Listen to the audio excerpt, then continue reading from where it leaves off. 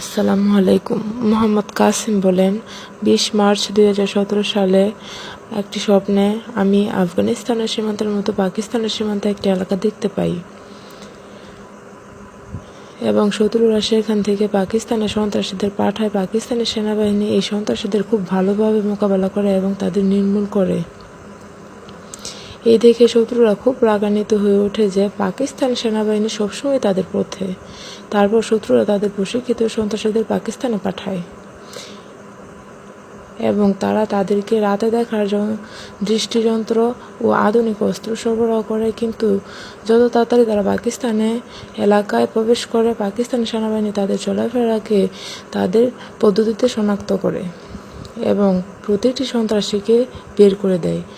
এইসব দেখতে পেয়ে সন্ত্রাসীরা খুব হতাশ এবং রাগান্বিত হয়, কারণ তাদের কোনো পরিকল্পনাই কাজ করে না।